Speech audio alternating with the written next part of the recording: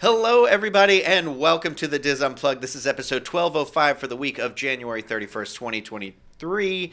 The Diz Unplugged is brought to you by Dreams Unlimited Travel, experts at helping you plan the perfect Disney vacation. When you book with them, it costs you nothing extra on your trip, and you help support the channel and all of the content that we produce. So check them out, dreamsunlimitedtravel.com. It is, as of recording this, National Plan Your Vacation Day, according to Jackie Gailey. So, just throwing it out there, pumping that out into the universe. So I am your host, Rhino. Today I'm filling in for Pete Warner as he embarks on his adventure in Tucson, Arizona. And I am going to make that joke every time I get to say Tucson, Arizona until someone points out that it's from What We Do in the Shadows, because I was disappointed that nobody said anything about it last week. But anyway, if you want to know more about that and Pete's journey, you are more than welcome. I would suggest that you go back to episode 1203 of the Diz Unplugged. That is 2 weeks ago, and Pete explains it all himself in there. And if you want to reach out to him, you're more than welcome to. He's got social media and email and all that sort of stuff. So that is that. And as I said before when we got started on our fake start that I wasn't going to acknowledge but just did by accident. No, you're fine. For anyone watching live, we had issues there. I made the mistake of upgrading our software that we used to stream this like minutes before we started, just figuring, hey, why not? What could go wrong? I already found the first glitch with it, where it still thinks that we are currently playing the intro in the background, even though we're not. Oh, fun. So I might downgrade this after we're done with this. Fantastic. Well, I'm going to remove my compliment from about you. I said, and of course, the one who makes it all happen and keeps everything running, the greatly undervalued and underappreciated Craig Williams.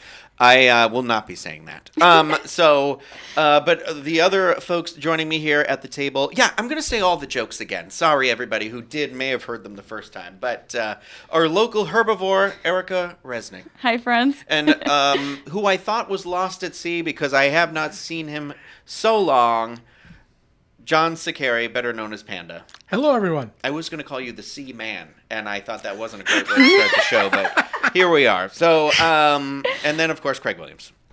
Oh, hoy, hoy. The resident software upgrader. I'm sorry. This was a big miss on my part. I don't normally let this happen, but today I let it happen. Craig, you know what it says to me? You're just human. We're all just ordinary men. Has anyone seen that video of the puppet that says that? And it's this guy, a puppet and a girl, and it's this puppet that speaks with a weird, regular human voice, and he just like says to her, "We're all just human, all just ordinary men."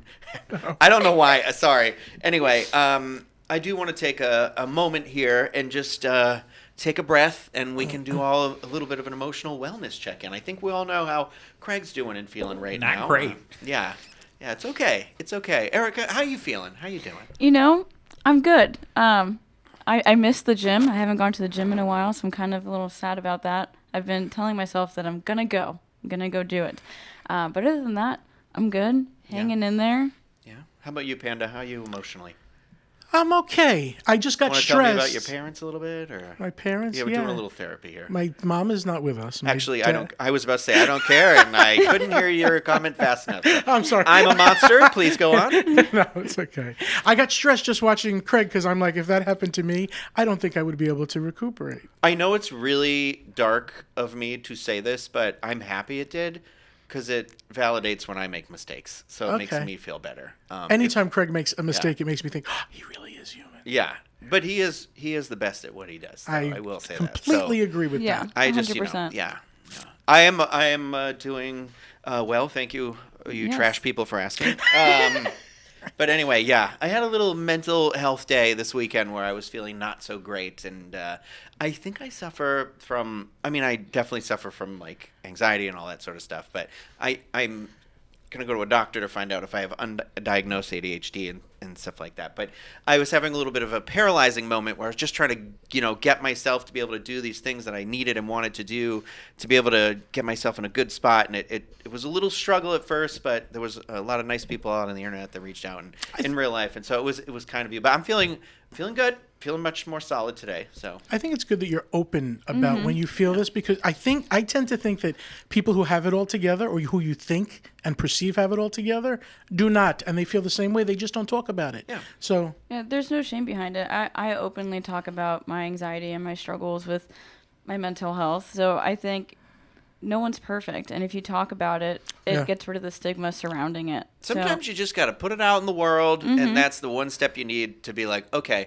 now I can tie my shoe and I can keep going. But I agree. Not everybody's like that, as we've learned before in this show, because we learned that Craig doesn't hear a voice in his head, and I do. No, and You I don't am hear anything? very judgmental. No. It's apparently only like 30% of people actually can hear a voice in their head. Oh, I have like an inner monologue all the time. Yeah, I my speak to God. myself as if there's a Jiminy Cricket in here. But like, I am the self, so it's all self-aware. It's just like, I'm not calling myself my name. I'm not like, hey, come on, Rhino. I'm not like... I have multiple people in my head that talk. Yeah. Well, I'm not surprised. But anyway, Hey, you do what you have to do. yeah, everybody. Yeah, I have a story to tell, but that's for Patreon. We'll save it. Yes, Yeah. I'm just going to say it right here at the top before we get started into the news. We will be doing our Patreon after show. That is open to all supporters, all Patreon supporters, whatever the tier of donation is. If you want to be a part of that, patreon.com/thedizunplugged. And lots of other content on there, too. I've been doing these video game streams that nobody cares about, but I'm doing them for me. So I appreciate the 3 people that watch. My mother's not one of them. I was going to thank her. But let's talk about some news, shall we? It is lunchtime, after all, right around that 1 o'clock time that we record this. And what better time to talk about the opening date and full menu reveal for Roundup Rodeo BBQ, a restaurant I will never call the correct name, unfortunately. But Disney announced the highly anticipated Roundup Rodeo BBQ restaurant inside Disney's Hollywood Studios will open to guests on March 23rd, 2023. No word yet on when advanced dining reservations will open, but I'm sure they're going to go incredibly fast, as they often do. They'll be gone in a second. In addition to the opening date, the full menu for the dining location was also released, so we're going to go through that right now on here. Buckle up, everybody. You're going to be real hungry. You're going to start with the Prospector's homemade cheddar biscuits served with sweet pepper jelly. The salad course includes tomato salad, which is tomatoes, cucumbers, and pickled red onions tossed in a white balsamic vinaigrette and garnished with fresh dill. This is a plant-based item. Rex's romaine and kale salad. Romaine and kale mixed with green apples, pumpkin seeds, dried cranberries, tossed with green goddess dressing. Oh, my. Then we've got a watermelon salad. That's going to be cubed watermelon garnished with freshly torn mint leaves. Also plant-based. Freshly torn. They're going to take them, cut them up They're right going for to be you. right in front of you. Yeah. For the meats and the plant-based options, we've got the Evil Doctor smoked ribs. Does anyone else think this is kind of like demonically named? Ham is I mean, he's a piggy bank, but he's a pig. And I like how they're like, oh, remember Evil Dr. Pork Chop? You're eating him. So Evil Dr. smoked ribs are going to be fall off the bone pork ribs, slow cooked for hours in their on-site smokehouse.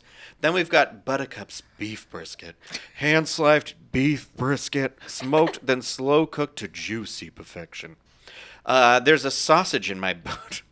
I love All that. right. Spiced pork sausage, fire grilled over live oak to give it an added kick.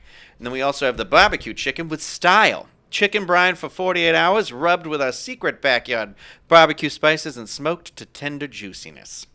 Why the secret? I gotta ask the question here. A secret. Actually, you know what? Let me get through all these, and then we'll pop back to the main photo of everything if we can. But okay, so all these entrees are served with an assortment of sweet, traditional, and spicy barbecue sauces, and then you also get to choose 4 of the following sides for the table. So, ready?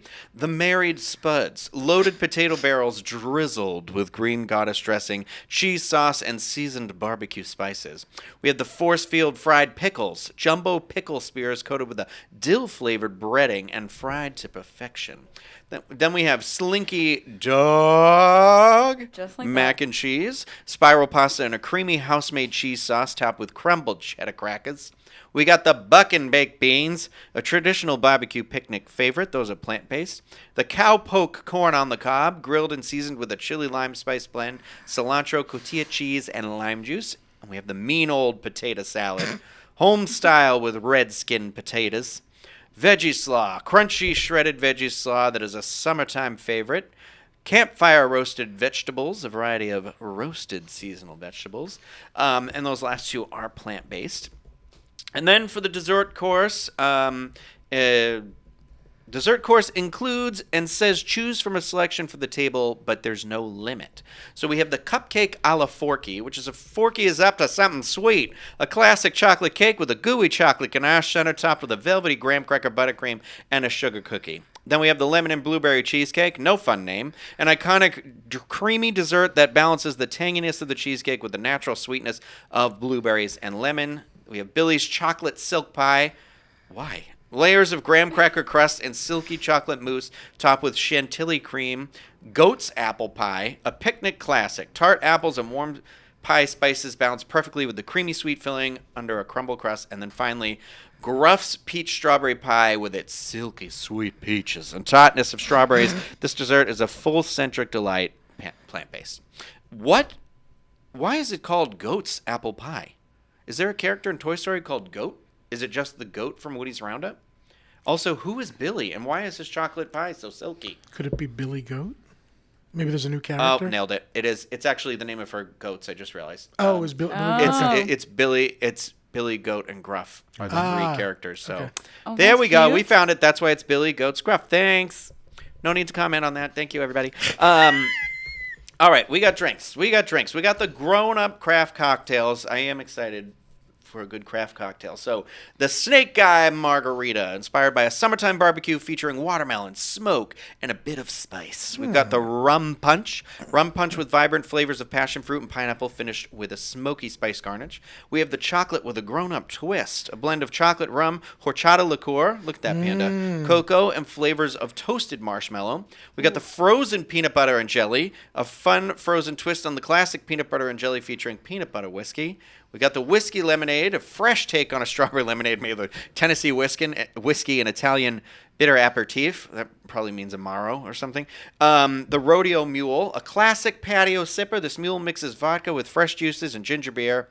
And then there's going to also be a selection of beer, hard cider, and wines by the glass that are also available. And I believe these are the non-alcoholic options, which are Molly's Frozen Iced Tea, Frozen Cocoa, and Party Source Rex, which is a strawberry lemonade garnished with gummy worms. Cute. Yeah. Craig, I don't know if it's possible. Can you show the main photo? I know this isn't not fun for the listeners, but the one that shows like all the food. Yeah. So this photo, if you're listening and you haven't seen this, you can go over to www.info.com and there's a whole article about all this. But there's a part of me where I think if this is the press photo, like, I do like a dressed down dining experience because I'm not a fancy person and like the homey style of it all. But there is a small part of me where sometimes I'm like, the meat basket looks interesting. No? I don't think it looks very appetizing. I don't know about you, but I want that corn on the corn on the looks like the street corn over there. Oh, but yeah. how are we feeling about this? We excited for this? I mean, I'm always excited when new dining opens, but Yeah. what's our level of excitement? I mean, I'm excited. I don't think you mentioned the like entree portions of the plant-based ones, which is the slow smoked cauliflower, the oven roasted bratwurst, and the impossible rib chop. I'm excited for all of those, but mainly for the rib chop because it's gonna have a sugar cane like bone, which I think will be fun. Interesting. Yeah. Yeah. So you see that sugar cane bone right there? And that bratwurst is the same thing that they serve all over property, I'm going to assume, which is pretty good. And I love a good cauliflower moment. Cauliflower looks good there. I'm excited for that. Should be a good time. Yeah, the cauliflower I'm very interested in trying. I love a good cauliflower steak or when they serve it as an entree. Yeah. I think it's going to be good, but the photos do worry me.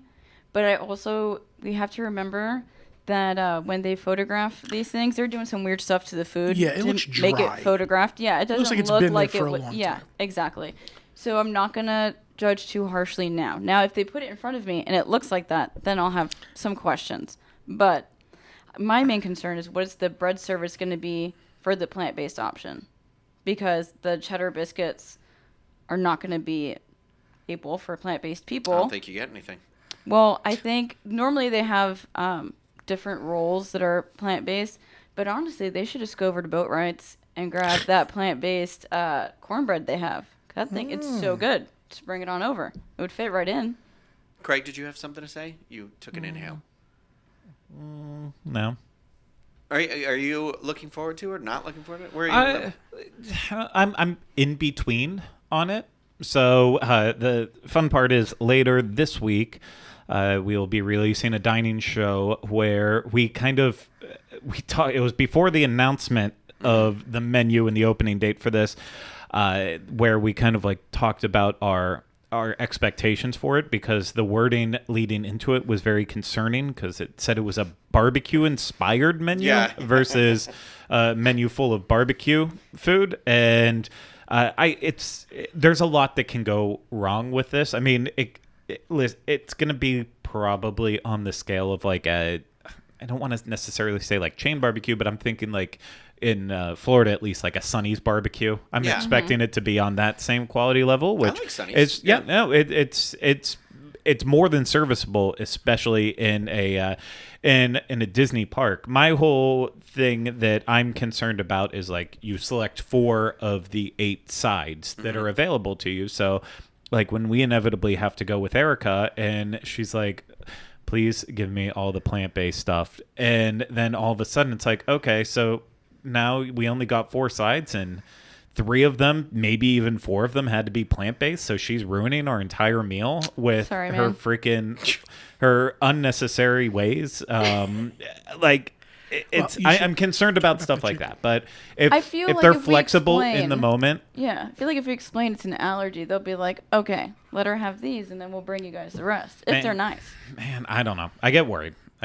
But essentially, if this is just like a different offshoot of like a Whispering Canyon, then when we ate there, it wasn't bad. That's the feeling I got. It was a Whispering Canyon feeling. But I feel like there's a lot of barbecue in Animal Kingdom.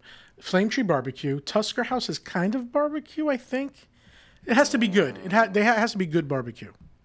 Why'd you say Animal Kingdom? Oh, that's right. It's not Animal Kingdom. Okay. I thought you were just randomly picking a park. Just got very confused for a moment. Which Hollywood Studios doesn't have that's right. The best I'm food. sorry. So I'm in hoping Hollywood this Studios, is like that's good. We have barbecue now. Something that's good. I felt like it was in the back of Animal Kingdom. Honestly, I think it's another good option. I mean, anything that can kind of eat some more of the crowds there is always True. A positive effect. I like Toy Story a lot. I sometimes hate that everything has such a themed name. Like, I love a good themed anything, but it's like one of those where it's going to be like, I don't know. Can I get some mean old potatoes? But I don't know. I think it's going to be fun. I think it's great that there's more family-oriented stuff, especially at a park like Hollywood Studios, that I think definitely kind of skews a little bit older. Sorry, I just hit my microphone. I apologize to everyone listening. So I am looking forward to it, and I always like to go in more optimistic than pessimistic into this stuff. So I like the idea that it's family style.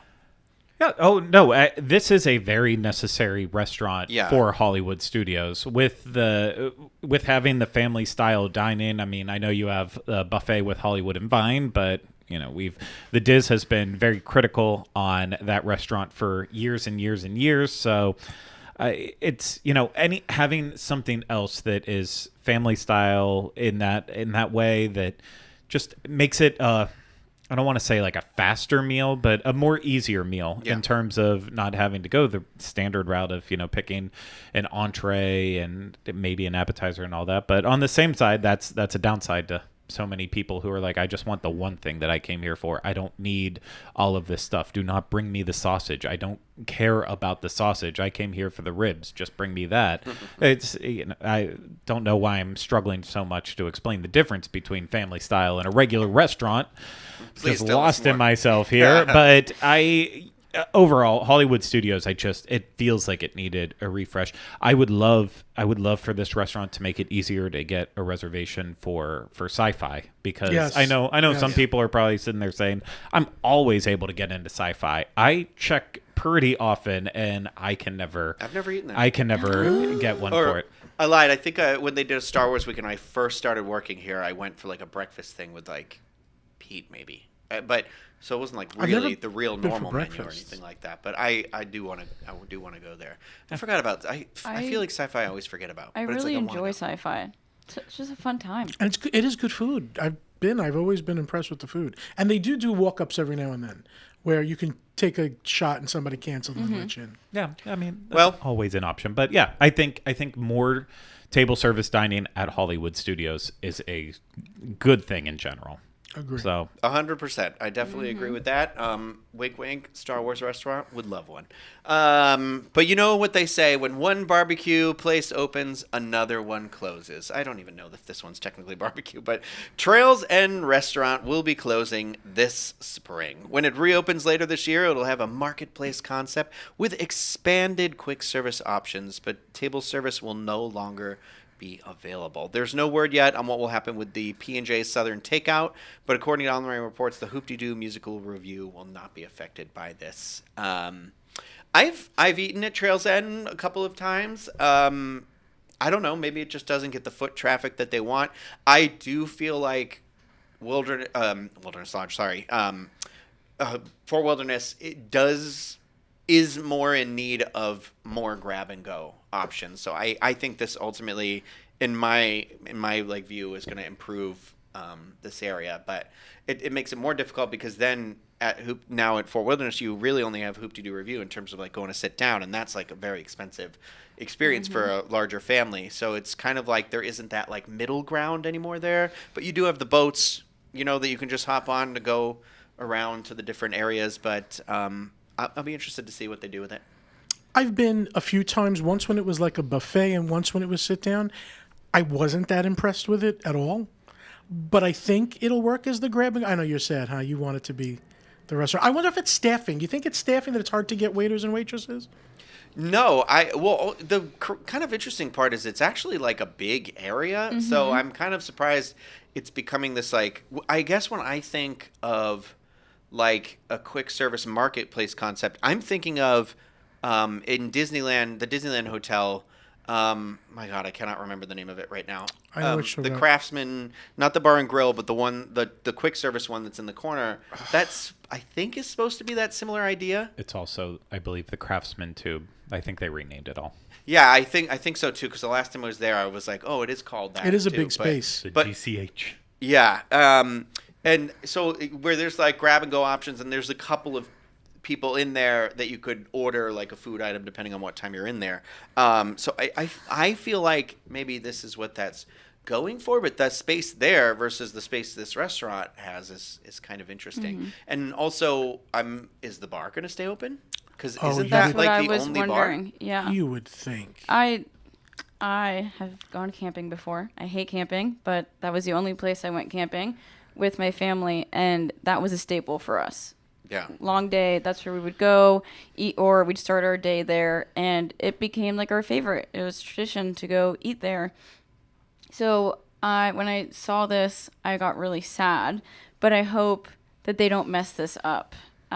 Because we loved it. It was our favorite thing. I loved it so much that for my 22nd birthday years ago, I wanted to go eat there for my birthday breakfast because it was affordable. And we were all in college. None of my friends could afford a fancy Disney breakfast. Neither could I. So we were like, let's just go here. It's affordable. It's fun. Everything was good. And then we hopped on the boat and went to Magic Kingdom. So I'm just a little sad. makes But sense. I hope they make a good menu out of it for the quick service, and that has some of like the favorites just in a I mean, quick did you service like what style. you saw? You saw the menu. Who saw the menu? They're, Oh, no, No. I'm back to the other one. no, My get God. round up my on God. the head. Goodness. My brain. All right, enough of this. I'm still on the We're going to barbecue. talk about Tron now. He's hungry. Because I don't want to talk I about am. this anymore. That's my transition, and I'm going to hop on my Segway and go. So we're going to talk more about the Tron info that we know now, which is some operational procedures have been announced prior to the opening. So Tron Lightcycle Run is opening on April 4th, 2023. And actually next week, Disney cast member previews are getting started. And we still don't know when annual pass holder previews and DVC previews are happening, but they definitely are. So Disney released information that people are going to want to know before they ride. I feel like it's important. They did a little reel or a TikTok about some of it. But when there's going to be a virtual queue, you're going to join Team Blue via the virtual queue. When TRON Lightcycle Run opens, it will use a virtual queue, allowing guests the opportunity to experience the attraction later in the day and enjoy all that Magic Kingdom Park has to offer while they wait to enter the grid. Guests with a valid ticket or pass and a theme park reservation for Magic Kingdom Park on the same day will have the opportunity to request to join the virtual queue via the My Disney Experience app. A standby queue will not be available. Next, individual Lightning Lane entry. Guests may also have the option to purchase individual or a la carte Lightning Lane entry in the My Disney Experience app. On the day of their visit, Team Blue recruits with a valid admission and a park reservation for Magic Kingdom Park on the same date may visit the Disney Genie Service tip board in the app to choose an arrival window and make their purchase before joining the high-speed race against Team Orange. Guests may check the app on the day of their visit for pricing and availability. And then Disney also released info on the locker system. So new to TRON Lightcycle Run, a double-sided and digitized locker system will be used to store bags and loose items while you race your light cycle. Inside the attraction queue, these complimentary lockers pair directly with your Magic Band, Magic Band Plus, or Ticket Media so you can easily lock and reopen your locker with a quick tap. Guests without a Magic Band or other Ticket Media, such as a card, will be provided with a card to assign their locker. All items must be placed either in a locker before you board your light cycle or in the small compartment located on the attraction vehicle that can hold items such as cell phones, glasses, or wallets. There's going to be Disney PhotoPass photos and video offerings. You can relive your race through this dark, computerized world when you preview an onboard photo and video automatically linked to your My Disney Experience account through one of the following methods. Use your eligible mobile device enabled Bluetooth for the My Disney Experience app before riding. Ensure you've logged into My Disney Experience app sometime earlier in the day and keep your device out of low power mode. Make sure your mobile device boards your light cycle with you and is safely stored in the small light cycle compartment to use this method. I'm sure that I don't mean to be rude, but I do feel like that's a lot of directions just to get a picture. So you can wear a Magic Band or Magic Band Plus that's linked to your My Disney Experience account if you want to get. That seems like the easier option. And so this locker system, Craig and I have definitely used it. If anybody has ridden, Velocicoaster at Universal Studio, at Islands of Adventure, they have one that's similar to that, and I think it works great because you go up one side, and then when you come out, you just grab your stuff on the other side. So it's not people crisscrossing or running into each other. That was a big problem I feel like at and other lockered attractions, specifically at Universal. I feel like, but I love Universal. But yeah, I'm excited. I assumed you were gonna have to take stuff out of you the way the attraction rides take stuff out of you, like kidneys, things like that. But I'm very excited. I'm hoping to be able to go to one of the cast member previews. I've got friends who are cast members, and it's I think it's gonna be fun. I know a lot of people get kind of fed up with the virtual queue, but I think it helps with chaos, especially in the beginning. I think operationally with the attraction too, I think it keeps it running efficiently. And then once everything's really locked down in practicality, I think that's when they start removing that sort of a thing. I wonder how long that's going to be before they remove it from I think Guardians of the Galaxy. That's what I was just thinking. The stress of the virtual queue for me is just not getting it. I don't want to wake up at 7 a.m. on my vacation. That's the biggest problem. But 7 a.m.? Come on now. You don't have to. You can wait till 1 o'clock. That is true. For Guardians, at least. I don't know if they said that was true for this one, but we got to assume it's the same for everything. So it'll fall in that line, which it is inconvenience. I'm hoping that the capacity is decent enough that it isn't an issue and it's not a struggle to get actually onto the attraction. I was looking at the stats from Shanghai Disneyland, and I think it said that the capacity there, the theoretical hourly capacity, was like 1,680 riders, which is very similar to the theoretical capacity for Seven Dwarfs Mine Train. And that's, of course, theoretical. That means you are dispatching on time or ahead of time, like constantly the entire ride cycle, and you are filling it 100% of the time, every time. It is very hard to either get the right amount, the perfect amount of dispatches or a perfect cycle of people on an attraction. But regardless of that, 1,680, if that's true, that's not a lot of people. I mean, it's like a people eater like Pirates. I believe that's close to like, it's 2,500 to 3,000. Same thing for like It's a Small World. Obviously, big boats. Those take a lot of people. For a roller coaster. Not as much, but slower because it's a weird load, like having to straddle that. That kind of was the issue at Hagrid's at Magical. Oh yeah, because the two. Creatures, yeah, I mean, right? people will have to adjust to how to load into it. I mean, obviously with Flight of Passage, it's not, if they've done that, it's not a completely foreign style of attraction in terms of getting on it. And I know they've built similar coasters in different places. I think it was Hershey Park that I maybe rode one that was the same, or was it? We did one. Knott's? It was Knott's. You and I Knott's. did the one in Knott's. Yeah, that's what it was. And it was like, so, I mean, it's not like it's completely unique to Disney and the first time potentially that everyone has done it. You might have experienced something similar before.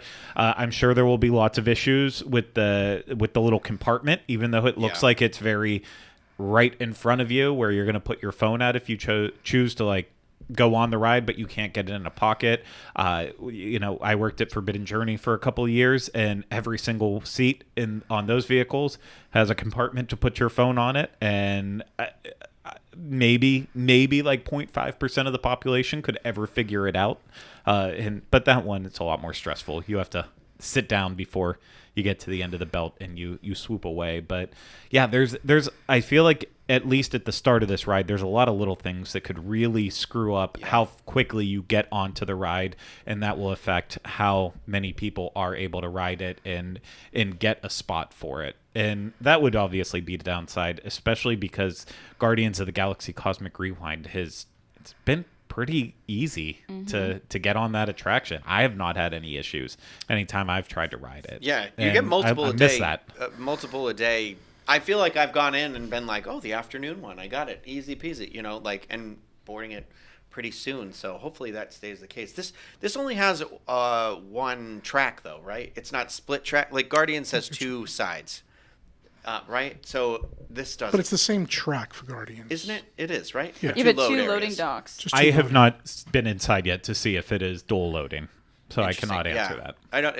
I think Shanghai is dual loading from the pictures I've seen. Yeah. I honestly, my entire thought process, I know Rhino was in the same one as me. We were both hoping that in 2020 we would be able to go to the Asian parks, and that was the plan. So I still have never watched a ride through of Tron to see what it looks like. Yeah. I wanted to save everything in the foreign parks to see it for the first time with my own eyes, just because I was pleasantly surprised with the most part when I did that with Disneyland Paris. I wanted to be able to do the same thing for this. So I'm going into it completely with a blank slate. I don't know what any of it is going to look like, and I'm excited for that. It's just the ride vehicle, because you and I have sat on the ride vehicles. Yeah. So at like D23 or something like that 2 times ago. A good segue into my worry, being a bigger guy, was can I fit? And I fit on all the Disney coasters, every single one of them fine. But because of the straddle thing with this, I thought you couldn't. I mean, maybe I couldn't. And it looks like, not confirmed by Disney, but Shanghai has a bench seat in the back. The last seat is a regular Everest-style seat. And they do seem to have that in here based on the photos. So if I can't do the straddle thing, I'm happy about that. It looks like... Do you do the straddle thing on... Flight of Passage? Yeah. Yeah. Okay. It still looks different, but it might be fine. I just don't know. No, I'm sure it's completely different. There's no way to secure you in that. Right. You know what I mean? But yeah, I'm very excited for this attraction. I mean, I love Tron Legacy. I love the aesthetic of Tron Legacy. We used to play the trailer at Lights, Motors, Action, and I would literally run up to watch it every time I played. But I saw it in the movie theater 5 times. If you haven't seen a video on it, you're gonna love the inside. It looks great from what I've seen.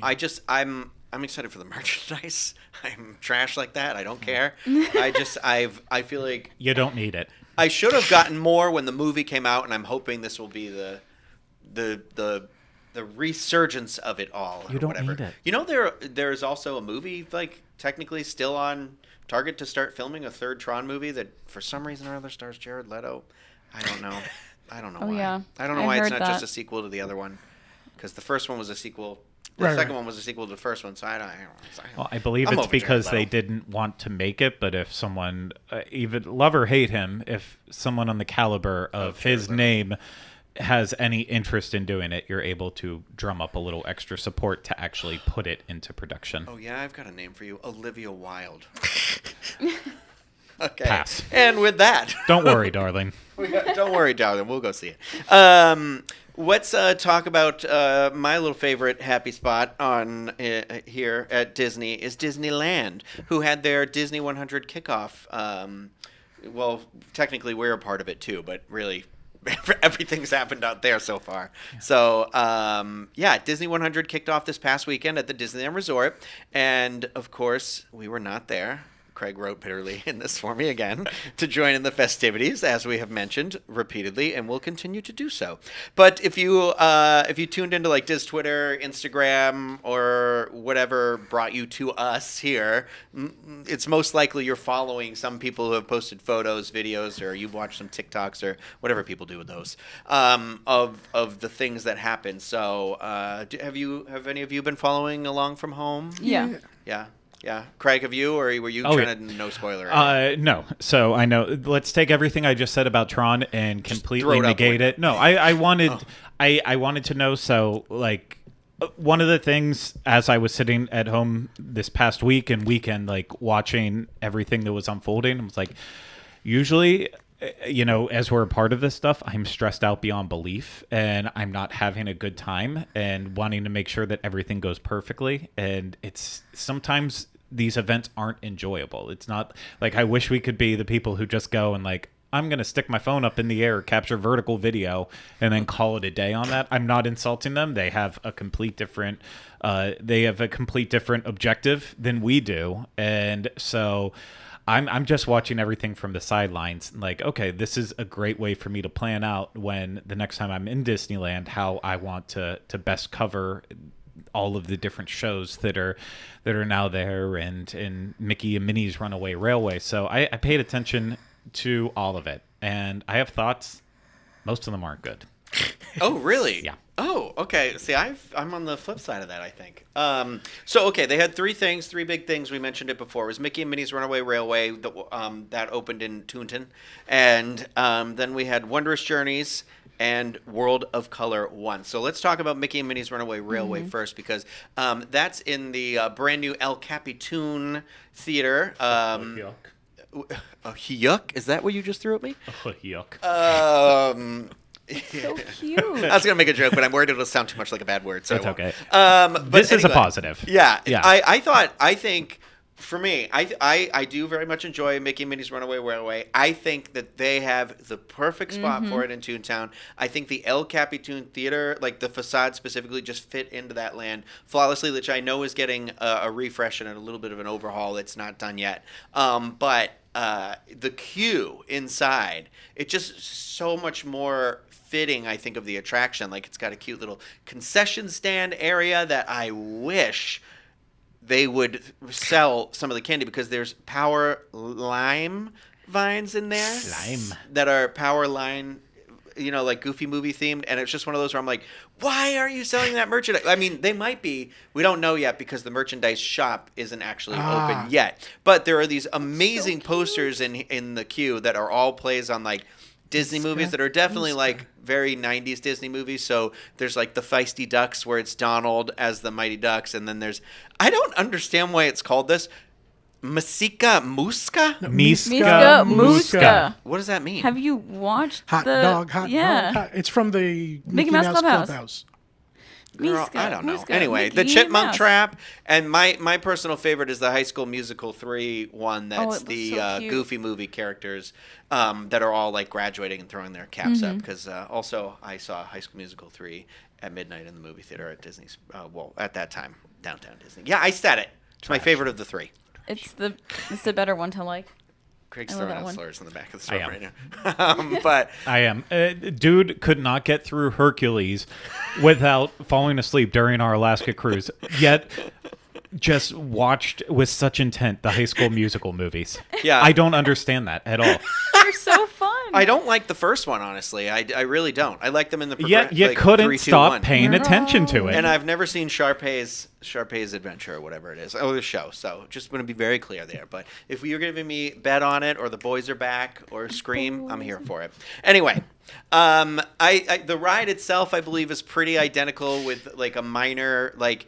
I think when you exit, like Mickey and Minnie, when you're finishing the ride, Mickey and Minnie are on your right versus your left here. So I think it's pretty close. Like, I don't think they really cut scenes out of it or anything. In a video I saw, after you go through that big room with the water and you feel like you're falling off the cliff, you don't have that sewer system before you get to the city area, unless the video cut. So I don't know. I saw a video with the sewer. Yeah, I didn't see. On mine, there was no sewer system. Like, I saw somebody say, oh, it's different. And I'm watching it because the octopus was up there playing a saxophone, which I love. And then there was a tiny entryway. Where he pulls a plug. Yeah, but it was like projecting the two. That's where I was like, I don't know. understand We have what a people are good saying. bit of curvature sewer with water on the wall before the city scene that I didn't see in this. I don't know. I'm just saying that could be the difference. I honestly don't think it matters I don't in think that so. way. Yeah. The big thing here is, if you've done it over and over again at Hollywood Studios, wondering whether or not you should waste your time at Disneyland or vice versa, it really comes down to the queue. Yeah. If you're the type of person who wants to like be immersed in the queue, then absolutely, because I mean they went above and beyond with this thing. It is just so cool. Do you have a picture of the beanstalk? I do not have a picture of the beanstalk. I think I that part's- apologize. No, that's on me too for bringing that up. But I love the ode to like the Mickey movies and how they made it like the physical props. Like the beanstalk is growing out of the floor and it's crashing through the ceiling. That's great. Yeah. It's, love it. And yes, I wish that we had this in Walt Disney World. It would not. It wouldn't make sense inside the Chinese theater, but on top of that too, I feel like people were already pissed off enough about removing the Great Movie Ride. Would they have been okay if they would have did something like this in the Great Movie Ride queue, or would it then be sacrilege? Like, I can't believe you destroyed this queue that looks like the interior of the theater of the Chinese theater, because I didn't go in there until my first time this last trip to California I took in. That was summer in 2022. Finally went inside Chinese theater, and I was like, wow. You didn't do it when you did the ABD? No, back then we only would go into the Disney's El Capitan. Oh my gosh, that's Yeah, crazy. they used to only do one or the other, and now they do both of yeah. them. And it was my first time going in. I was like, wow, all these years, Disney nailed the inside of the Chinese theater like to a T. And I'm happy it is the way it is. I'm happy that now these are both unique experiences, and while it's not my favorite ride in the world, I will go on it at Disneyland because I love queues. I love a good queue. Cue me. I love it. I love a good queue. I think I mean I agree with you. I think they chose Mickey and Minnie Runaway Railway to be in Hollywood Studios. I think they did the best way they could to fit it into where they put it, and then I think they kind of expanded on that idea and like it's like a refined version of the idea for thing. Like if they had chose to put it, I mean I think it would have worked anywhere out there in terms of building this, but we had a structure it had to be fit into. So like we're the reason why they ended up building the El Capitan Theater. Right. So that's, it's just something interesting. But what's also interesting is that whole area now, I don't know that I knew it. I know Roger Rabbit is still going to be there, but I don't think I knew the fountain was going away. Because now it's all AstroTurf out there. It was a question mark. Because remember, when they first announced all this stuff, people were afraid that Roger Rabbit wasn't even going to stick around. Not just the fountain, the entire ride itself. And so we didn't know the extent of what would stay or go with Toontown. And ultimately, a fountain is pretty. It breaks up the look of the rest of the land. But I also, you see people just parking out on drinking the lawns out at of the it, hub. Craig. I saw children drinking out of it. The last no. time I was there. It's on video. Yeah, I remember you sent it to me. Yeah. It's very gross. You saw kids playing in there. It not the greatest thing, but think about the hub grass and how many people just sit and camp out on there. If you're talking about what's a more relaxing environment for a land that is now trying to become a place for families to unwind in, I think it's great. Plain grass makes more sense. Oh, I love it. No, I think it's great in terms of like you can have your own little picnic over there. Get your food, go over there, hang out. Somebody can sit down and use it. It's the same way that like if you've ever been to Universal Studios here, in front of the music stage, sometimes when queues aren't set up there and everything, it's just kind of like AstroTurf out there, and a lot of people camp out, sit down, rest, whatever. A lot of times people have fallen asleep, and I'm like, don't get sunburned. So Wondrous Journeys, is this where it starts to go negative for you? Yeah, so I would say if I'm going to break it down for myself personally, the highlight was Mickey and Minnie's Runaway Railway, the queue specifically. That looks so good. The low point is Wondrous Journeys, and then somewhere in the middle is World of Color 1 for me. So I didn't watch videos of either of them. I've seen clips of parts of them though. So I saw the Baymax portion of Wondrous Journeys, and I thought it looked really cool. I loved how his jets like came on, and I feel like from what I've heard from everyone that I follow, who I feel like his opinions are kind of similar to mine. I feel like they are raving about it. It's difficult because I feel like people rave about stuff like right in the beginning, so it's like you got to have that thing. But they were like, I think even like Scott Gustin was saying that he feels like it's an emotional, spiritual successor to Happily Ever After. Happily Ever After. However, and I will stand by this. Please, so, had this followed Happily Ever After, like if this would have been the show that we got at Walt Disney World instead of Enchantment, if we would have got this. Look, there he goes. It would have been, I feel like people still would have had the same reaction. They would have been like, it's not as good as Happily Ever After. Like, I see what you're saying. So, and I will reserve full judgment on this until I see it in person, because obviously stuff like the Blue Fairy and Baymax could easily sway me in a great direction. But like, I've watched the full video multiple times of it. It's great that Baymax is flying out, but that whole Immortals section I thought was just awful. The remix they did on the song did not work for me at all, and they made it kind of like the scary section of that entire part of it, and it didn't work for me. The intro, like the Wondrous Journeys theme song that plays, that we heard at D23 Expo, and I completely forgot about. Like, I think that worked out so well. The start of the show was so beautiful. It has Mickey in there and all of the pencil test characters, which is cool because it's almost like being at Animator's Palette on DCO, where it goes from the drawn sketches and then it comes to life in like vivid color. And in the start of the show, it starts out so promising with Snow White and Sleeping Beauty, and then Pinocchio with the Blue Fairy, and then after that they immediately launch into this medley of Beauty and the Beast, Moana, Hunchback, and Hercules all meshed up together. And I'm sure there's people out there who are like, oh my god, just slay, it is so magical, slay. It's so great. But the problem is, I'm sure it's a mess. There's too much happening there. It's too chaotic. It's all over the place. They have to they're featuring some of the voices from it. So it's like, yes, this is what you hear in the movies, but then it just all gets mushed up together to make sense. And it ultimately then, like, I start hearing parts of it that it's like, this is exactly what you complained about Harmonious. This is what you complained about with Enchantment. But all of a sudden it's over at Disneyland and it's this fantastic thing. Like, I don't get it. I've heard people say exactly what you said, Craig. If I took the temperature like of the people on Facebook, they weren't happy with it. I don't trust anyone on Facebook. That's fine. Yeah. I don't. But it's fine. I'm right there with you. And I love Moana. Moana is one of my favorite Disney movies, like, period, full stop. I am getting to the point now between this World of Color 1, Enchantment, every single time Moana's grandmother starts singing, I'm getting ready to take a drink, because that has now become the most cliched, overused portion in any shows.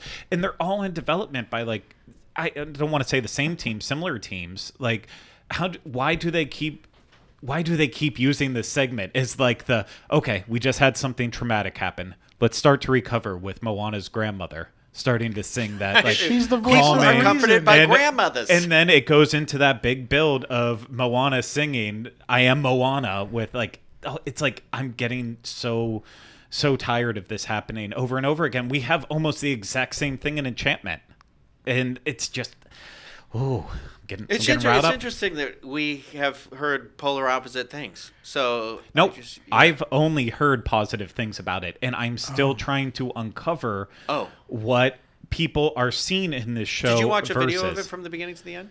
Yes, multiple times. Oh, okay. Multiple times from different people. I'm just curious. I'm not just saying. I didn't. I only watched a clip and because I'm with you in that way of being like, I know for me personally when it comes to a show like a fireworks show or something like that, I have to see it in person to really feel it.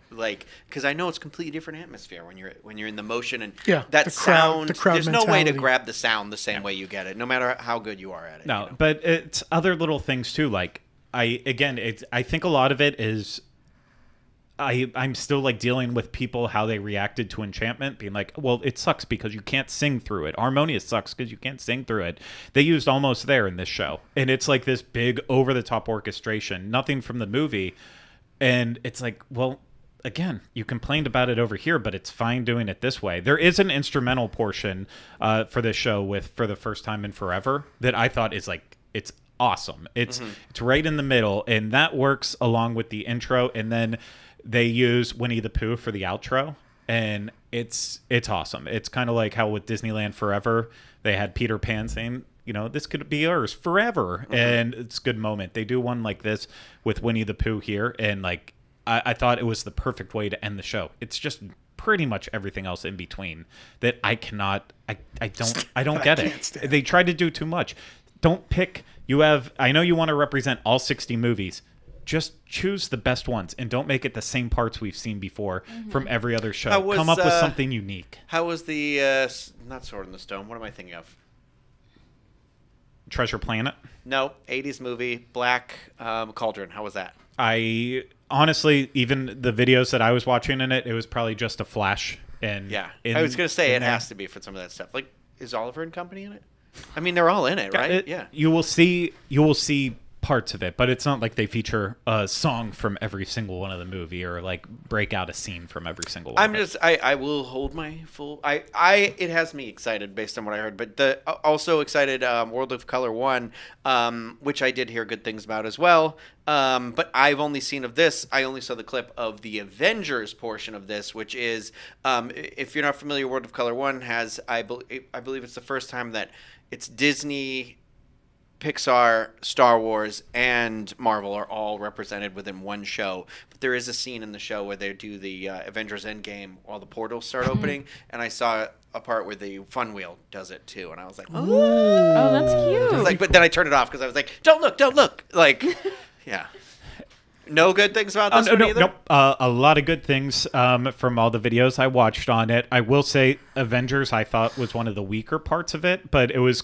For me, it was just because I do love the music, but I liked the looks of how they do the animations and the credits, but this to me felt like we really don't want to pay them to use their likenesses and don't want to come up with something original. So it just was ooh, shadow figures all around and more shadow figures and more shadow figures. So it's I liked it. I just needed the visuals needed to pop because for the Star Wars section.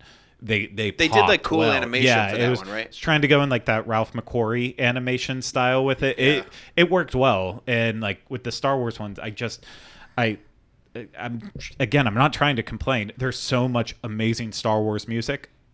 But they always just default to using the opening main title score, and it's there's so many Give me better Rey's theme. Elements. Give me Rey's theme. I disagree on that too, but give me a little bit more of Yoda's theme. I want to look at the two sons. Han and they do include that one in there, so don't worry. But no, there's more music. I wish they would bounce around with that more. Yeah, there we go. Now we're on the same page. Give me Yub Nub. That's all I want from it. So World of Color 1, you can tell from watching it that the fountains and the lighting look better than they have ever looked before. There was some really cool lighting on it. My only thing that I'm reading from my notes here just so I don't forget anything with it.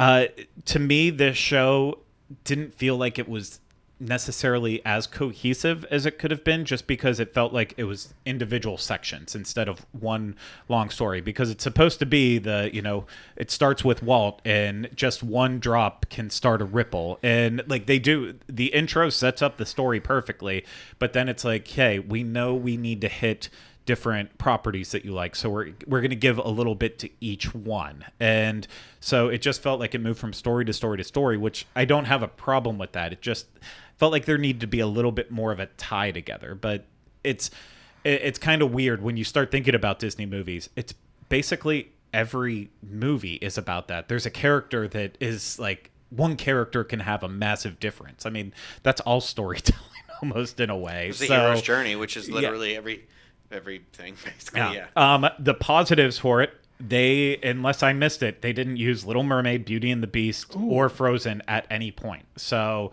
it's like they actually chose to use unique things. Pocahontas and Encanto was in there, and they used Encanto without using We Don't Talk About Bruno. Did they use Louisa? Which is amazing. Song? The Pressure song? No, they used Waiting on a Miracle for it, which that song. That's a nice one. It's Mirabelle's song. Her anthem of "I Need More." Okay, yeah. So it's like the second song of the movie. Ratatouille was in there, which I liked. The Lion King section was good. Was it the Stampede? I could have used without it though. No, it was the He Lives in You kind of moment. He lives in. Oh my God, that's my favorite part. Oh, okay. Not from the. That's the name of the. Tina Turner does it in the. Song. But yeah, that was in there. Mulan, I basically was almost a recreation of Harmonious's Mulan section, where they start with reflection, have a little bit of action in the middle, and then like recap the song at the end. That's the new song.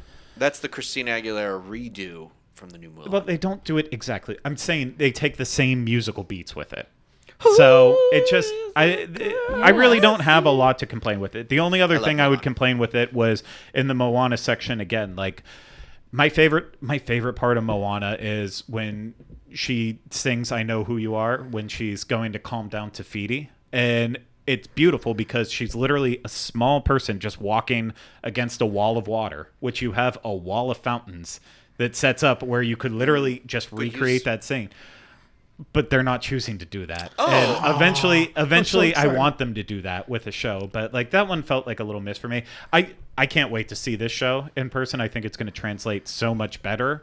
To me, there's still something about World of Color though that it's a near perfect show. And the original one, you're saying? Yeah, the original show, and none of the offshoots that they've done over the years. They've always been great. I wish like it wouldn't be called like World of Color. Just call it a different show for what it is. And then I think it's I think it's like a branding thing at this point. You know what I mean? Like I think honestly, if Wishes, like if that had been the new thing, I feel like they'd be yeah, I don't know. Anyway, like you said, semantics. But sorry, we're running a little long here. So should we do our rapid fires really quick?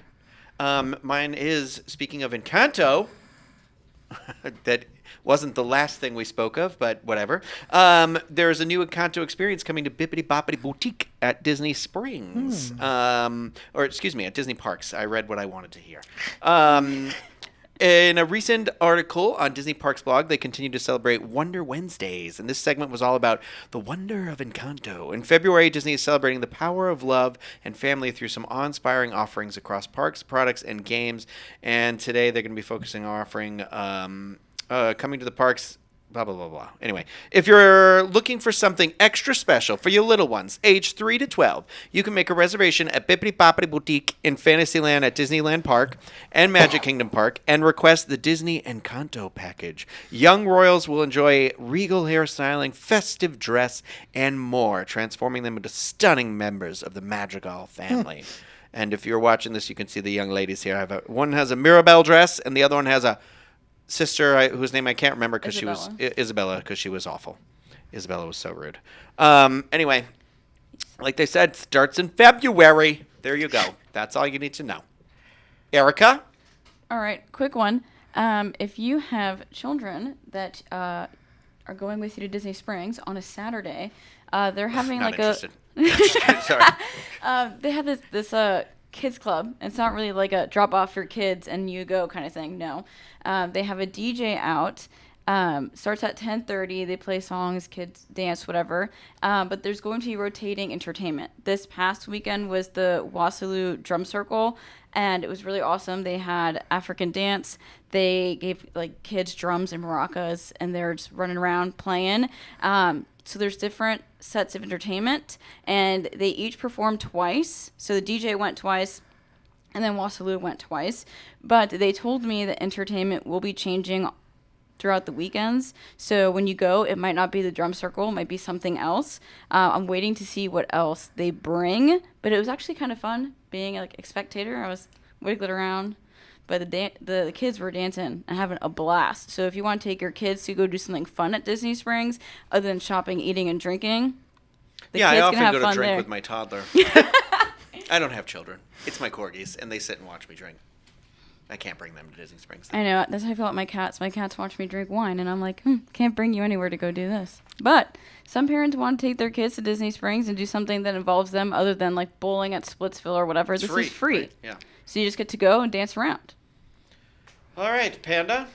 SeaWorld giving some love. They don't get enough love. Seven Seas Food Festival kicks off February 3rd. February 3rd to May 7th. It's Thursdays through Sunday. Guests will taste flavors from around the world while enjoying SeaWorld's many attractions. There is a tasting lanyard you can buy. You don't actually eat the lanyard. I'm sad that it wasn't an edible lanyard.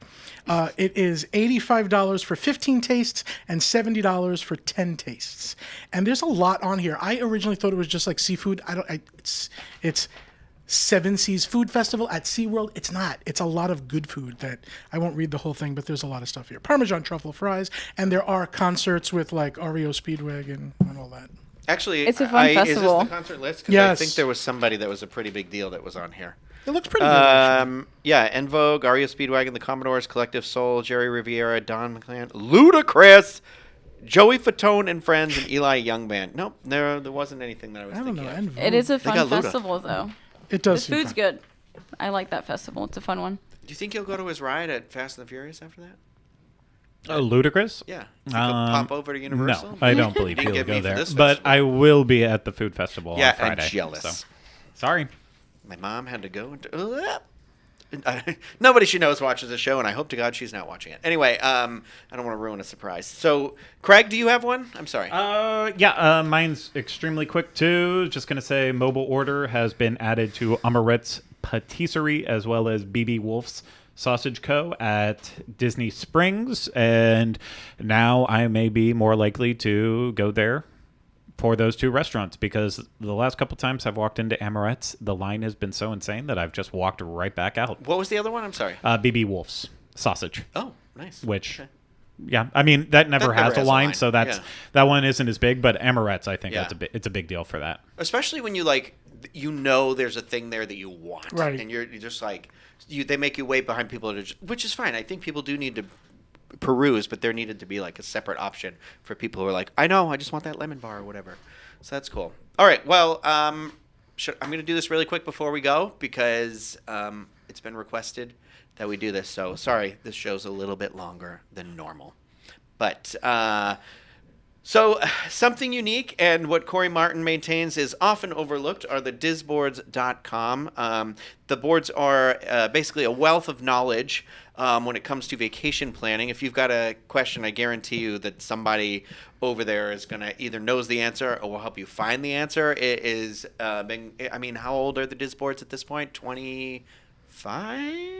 20 something. It's like I think you're 98. Right. I think 26 years. Yeah, yeah. 27, So it's like 26. I mean that wealth of knowledge that's in there. Like there's history in there. There's people that there are people who have nothing to do with the show, the website, anything that are in there that are just like that is their thing, that is their jam. So like if there are things that you are ever wondering or curious about, this is a great resource, especially like we've said for vacation planning. And so today, really quick as we close out, I just want to mention the top 10 threads of 2022, which we probably should have discussed last year at the end of the year or one of the first shows this year, but it's been jam-packed, baby. I wrote the word baby in here, so. Had to be read. Anyway, so I'm going to read them. I'm going to do the 10 to the 1. So number 10 is Rides Well, 7 Weeks Pregnant by Sydney in the Disney Family section. Are you shaking your head at me, or are you just adjusting your headphones? Adjusting headphones. Oh. Yeah. In this thread, the original poster found out that she was pregnant just 3 weeks before they were heading out to Disneyland and asked for opinions on which attractions others felt comfortable riding when they were pregnant. And as you expect, there's a lot of moms who have experienced a similar situation that weighed in with all sorts of advice out there. So I think that's great knowledge too, especially since other than Craig, none of us have carried a child. Nope. Yeah. And may never. So, nope. But anyway, number 9, we have Route 8177 instead of 95 was definitely the way to go by Heather C. And that is in the transportation forum. Folks who live close enough to a Disney theme park to drive there instead of flying are some of the lucky ones for sure. The thread is actually about driving to Disney's Hilton Head Island Resort in South Carolina and some of the best routes to take, which is incredibly helpful. As somebody who drives up and down at least once a year to Massachusetts, it's nice to have a way to even mix up the area. But number 8, Disney Genie Usage Tips and Strategy Only thread by Disney Kids. 2 Ds, no Z, just an S. Theme Park Attractions and Strategies Forum. One of the most popular forums on disboards.com holds the thread in the number 8 spot, and it's all about Disney Genie. These 2 words bring out a lot of feelings in and amongst Disney fans, good, bad, and who are also indifferent. And in this thread, posters are only discussing tips, strategies, and how to use Genie Plus, how to use the Genie. I think this is an incredibly helpful resource because I think just going into a blind can, for me, somebody who I would struggle with that sort of stuff. So at number 7, we have the official APH rate info for Universal Lowe's Hotel Properties by Keisha Shadow, and that is in the Universal Orlando Resorts and Hotels Forum. This community-based thread was started to assist Universal annual pass holders in securing discounted rates that may apply to their desired dates of stay. And that thread, posters stop by to report their dates and findings of annual pass holder rates in order to help others secure their discounted rates. See, I love that stuff. I love a thread where somebody does the work for you. Yeah. Especially on a discount. They're couponing for you. So number 6 is ROFR thread, October to December 2022 by Pangyal, Purchasing DVC Forum. Each quarter, a right of first refusal thread, that's the ROFR, is started on the Purchasing DVC Forum. Right of first refusal is the option Disney Vacation Club has to purchase any resale package after a sales price has been agreed upon and a contract has been executed. The thread is where people who are buying into DVC on the resale market come to report on whether or not DVC exercised its ROFR on each sale. And at number 5, help my daughter's earrings backing stuck in her ear.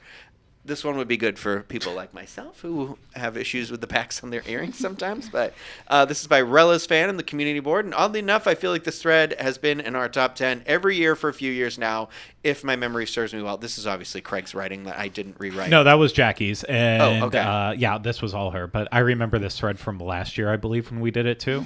And I just remember we had a conversation about it and like all the like the big details about like, was it stuck inside the ear or something? Oh, yeah, I do remember this because we were like, did it go in the hole or is it stuck in the skin? Yeah, because I think I brought up when I was a little kid, I shoved the stuffing of a bear inside of my brother's ear while he was sitting next to me randomly, dropped in, saw it go in the hole, and he had to have surgery to get it out. And I still have the memory of being like, be free, little fuzz.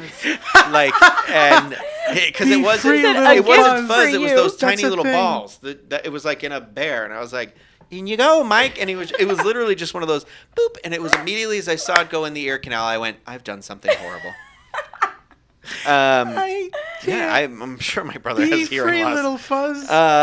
But anyway, number 4, updated Disney gift card deals and more by Fox C63 on the budget board. There are so many ways to get deals on Disney gift cards that'll make your head spin. At least it did mine. If there's a new deal that can be had, you are sure to find it posted on the budget board, where all kinds of budget-friendly advice is shared, whether it's saving money on gift card purchases or with coupons at your local grocery store. Number 3, here now and just back again, WDW reopening experiences, including park hopping. Good Lord, this one has been in here for like 3 years. Yeah. It's wild to me that it's still the top thread after all those years. Monica Why are Knight, people still she's going at to it? The parks have been reopened for long enough. Let's move on. You think there's somebody out there who's like, Let's keep this alive. Yeah. I gotta check. Like, 2020 was an interesting year for Walt Disney World. For the first time in the resort's history, all the theme parks were closed due to COVID-19 pandemic. I gotta Google that too. And remains as such for 4 months. When the parks reopened in July 2020, Disney fans around the world were incredibly curious about how things were going and wanted to hear from folks who visited the parks right after reopening. This thread is where folks come to report back on their experience, and because it was the first time this had ever happened, it was uber popular. My guess is it's people who are still revisiting after a canceled vacation, so it's still their first time back. So, but yeah, and then we got 2 more here. Number 2, Disney news discussion and an element of fun, 2022 edition by Mr. Sapp. Disney rumors and news. In this popular thread, posters can stop by and discuss Disney's latest breaking news, construction updates, refurbishments, opening, and so much more. The thread is often updated several times daily. And then, coming in at number 1, everything Genie. Genie Plus and individual Lightning Lane by Scrapping in Ontario Theme Parks and Attractions. In October of 2021, planning a Disney vacation became a lot more difficult with Disney Genie. It says a bit more difficult. What was originally intended to make planning more seamless with suggestions for your park day, dining reservations, and more added a level of confusion, and many guests still have a difficult time wrapping their heads around it. Adding Genie Plus, individual Lightning Lane, and changing what fans have known for years as FastPass Plus to Lightning Lane seems to add even more confusion, in addition to requiring that folks have a mobile device in their hands for a lot of the days. So, that's it. That's the 10. It's a lot. It's a lot. You can see in this top 10 there is a diverse array of types of things that people are looking for. And so, honestly, if you haven't ever checked it out, you can check it out and see if message boards are for you. But there's definitely, like, if you're looking for the tips and tricks and the discounts and the whatever stuff, that's where you're going to find it. I know nothing. Please don't come to me. But, yeah. So, that's it. Okay. Yes, it's almost it.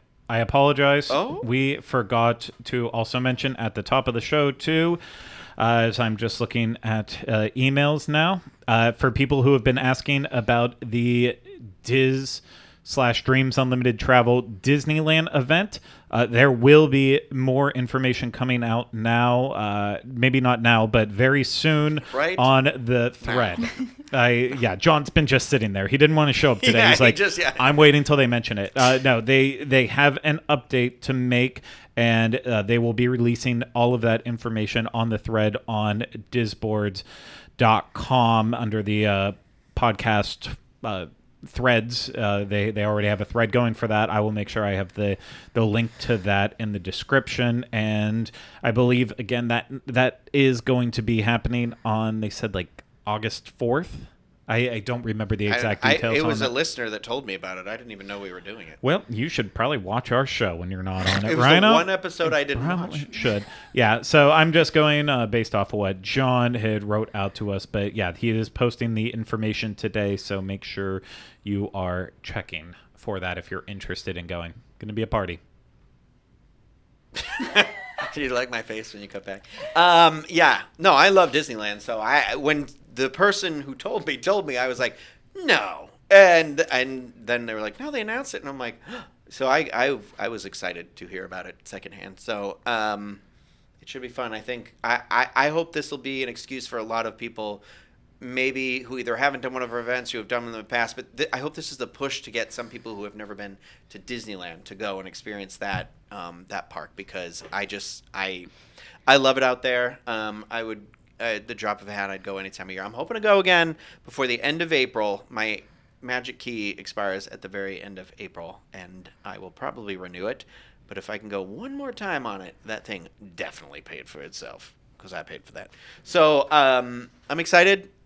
Thank you, everybody. This was a very long show. Thank you all for joining and listening to me just ramble and ramble and ramble. Yeah, I don't forget about Dreams Unlimited Travel when you're planning your next vacation. And I think that's it. If you like the video, thumbs up, subscribe to the channel. And if you're a Patreon supporter, hang around because we'll be popping over and doing our Patreon after show for a bit in just a few minutes here. But until then, I hope everyone's staying safe, happy, and healthy. Thank you for joining us here. We'll see you next time.